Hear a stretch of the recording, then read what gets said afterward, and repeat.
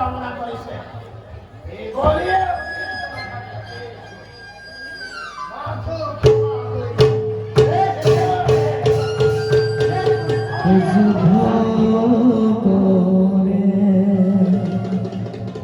ত্রিনয়নে অতি ভয় গলা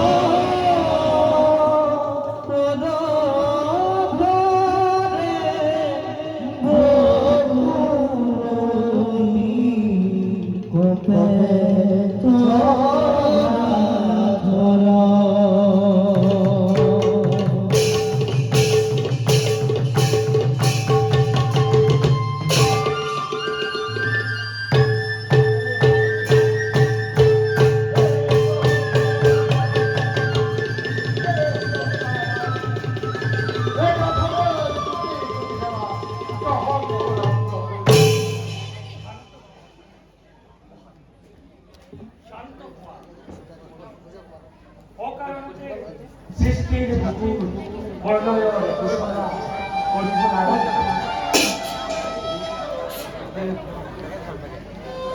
দিনে লিখায় জাতময় গরি ছিল আরাধনা সেই প্রভু নারায়ণ হে প্রভু শরণ তোমার মনে প্রভু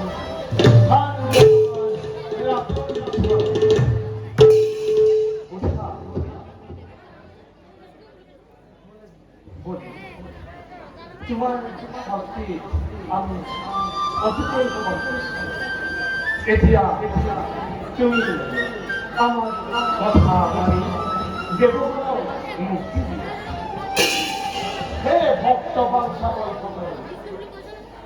আপনি সকল পিতৃহংসা দেবতার মুক্তিময় কেতিয়াও নেই তুমি দেবগণক মুক্তি রেডিও করবে মিডিয়া পর্যন্ত দেবতাত্ময় কেতিয়াও মুক্তি তুমি সীমা পূজন করবে আমার এনে কোনো ভক্ত নাই আমার বাক্য করে তুমি আমার পরম ভক্ত হই আমার বাক্য পরিচালনা হে অন্তর্জামী ঘোষণালয় কবচন মাঝি বসলাম মূল মনের কথা হে পিতৃহন্ত নামে দেবতার দ্বারা কিন্তু আমার দেবতা হলে বারে বারে ঘরে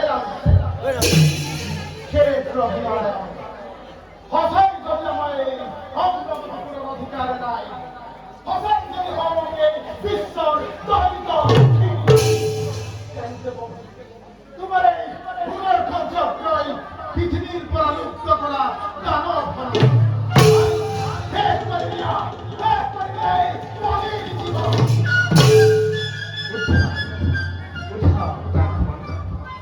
তোমার ভক্তির সময় গরিব পরীক্ষা কোথা কোথাও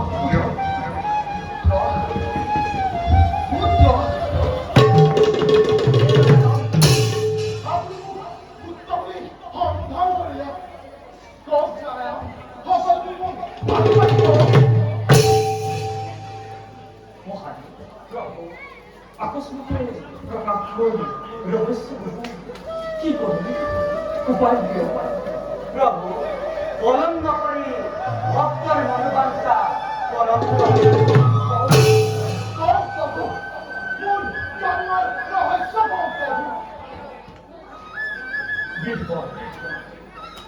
মই তোমার মাতৃ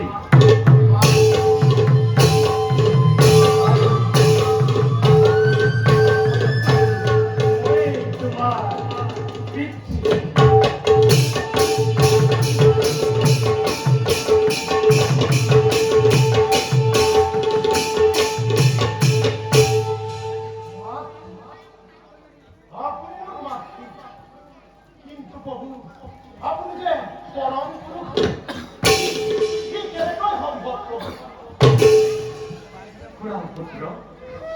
তোমাৰ পিতৃ বিৰোচনে আমাৰ দৰ্শনৰ বাবে চিত্ৰকূট বনত সহস্ৰ বছৰ কৰিছিল আৰাধনা আৰু আমিও তেওঁৰ আৰাধনাত তুষ্ট হৈ দিলো দৰ্শন।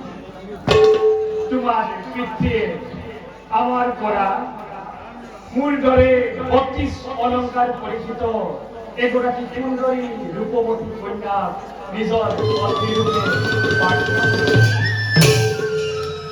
আৰু ময়ো মোৰ হাতৰ পৰা এপাত কংকণ উলিয়াই দি তেওঁক ক'লো, তেওঁ এই কংকণ যাকেই পৰিধান কৰাব তেওঁৱেই এগৰাকী সুন্দৰী ৰূপৱতী কন্যালৈ পৰিৱৰ্তিত হ'ব আৰু তেওঁৱেই হ'ব বিৰোচনৰ পত্নী। কিন্তু তৎক্ষণাতে তোমাৰ পিতৃ বিৰোচনে সেই কংকণ আমাকে পৰিধান কৰালে আৰু সত্যৰ পক্ষে আবদ্ধ হৈ আমিও সেইদিনাৰ পৰা বিৰোচনৰ পত্নী। কিছুদিন বিৰোচনৰ সৈতে কটোৱাৰ পিছত বৈকুণ্ঠত আমাক বিচাৰি নাপায় হাহাকাৰ অৱস্থাৰ সৃষ্টি আৰু ব্ৰহ্মাদেৱ আহি আমাৰ কাষত উপস্থিত হ'ল। ইয়াৰ পিছত বাচা কি হ'ল ব্ৰহ্মাদেৱে নিজমুখী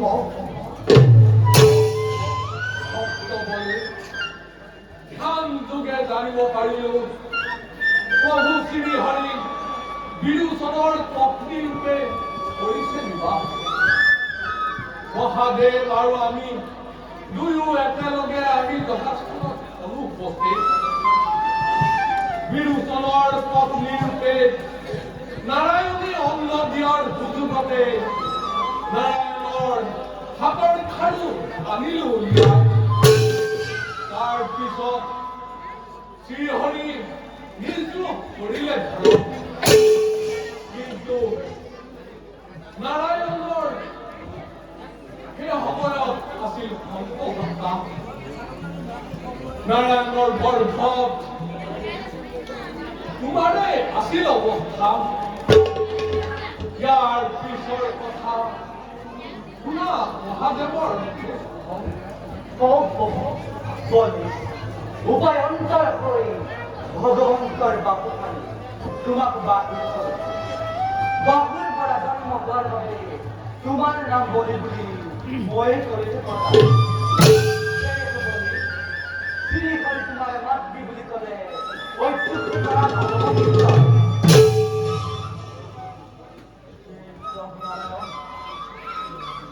পূৰ্ণ হল জীৱন মনৰ কামনা। চোৱা চোৱা হে জগতবাসী, চোৱা সকলোৱে জগতৰ তিৰোতা দৈত এই বলিৰ মাতৃ দেৱনাৰায়ণ।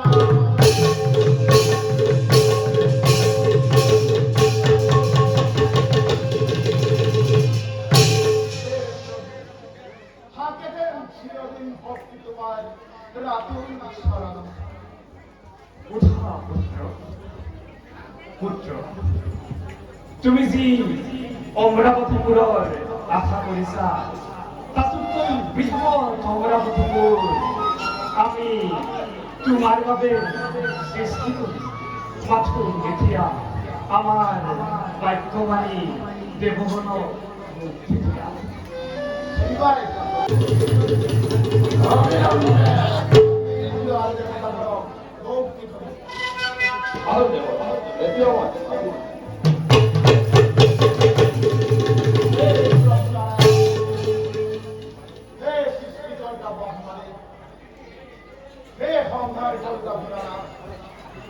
এই অধর্মর সকল সমান থাকে যেন চিরদিন ভক্তি তজু শরণ প্রভু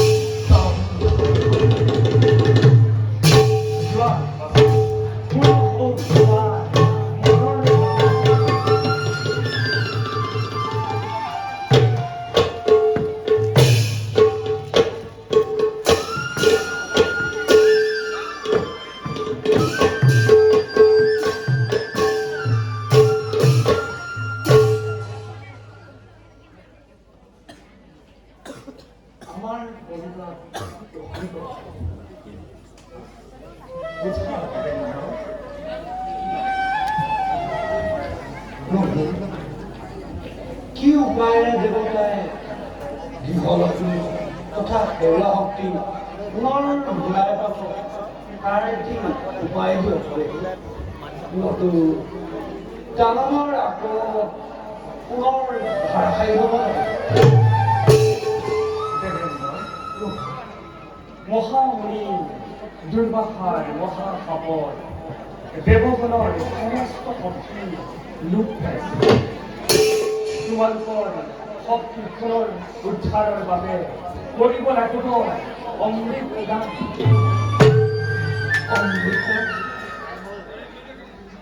অমৃত যে বহুত দুৰ্লভ। এই অমৃত ক'ত পোৱা যাব হয়? দেবেন্দ্ৰ, অমৃত আছে ক্ষীৰোদ সাগৰৰ পাৰত। ক্ষীৰোদ সাগৰৰ অতল গহ্বৰতে পাবা অমৃত। কিন্তু দেৱতাৰ দেশে অমৃত মন্থন নহয় নহয়।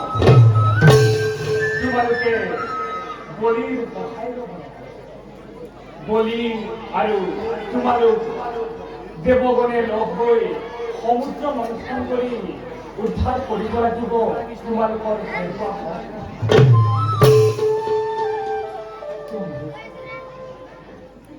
বলিৰ হাতৰ পৰা দেৱতাই অমৃত বুজিবলৈ পাব এই কথা অবিশ্বাস্য হৰণ দেবেন্দ্ৰ, এই অমৃত মন্থনৰ বাবে প্ৰয়োজন হ'ব মন্দনগিৰি পৰ্বত। আৰু এই মন্দনগিৰি পৰ্বতক বান্ধিবৰ বাবে প্ৰয়োজন হ'ব বাসুকী নাগৰ। গতিকে তোমালোক দেৱ আৰু দানৱ মিলি সমুদ্ৰ মন্থনৰ ব্যৱস্থা কৰা। আৰু দেবেন্দ্ৰ, এই অমৃত বিতৰণৰ দায়িত্ব আমি নিজে গ্ৰহণ কৰিম। গতিকে চিন্তাৰ কোনো কাৰণ নাই। আৰু তোমালোকৰ সৃষ্টিকৰ আৰু মহেশ্বৰে সম্পূৰ্ণ সহযোগিতা আগবঢ়ায়। দেৱগণ, নাৰায়ণ যাৰ আছে সহায় তাৰ ফলাফল শুভ হ'ব জানিবা নেকি? হয় যদি প্ৰয়োজন কৰিবাৰ স্মৰণ যথাস্থানত সম্পদ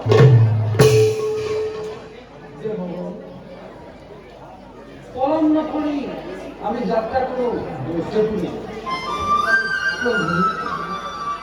চিৰদিন থাকে যেন কৃপা দৃষ্টি দেৱতাৰ প্ৰতি। যোৱা দেৱগণ, নিজ কৰ্তব্য পালন কৰা।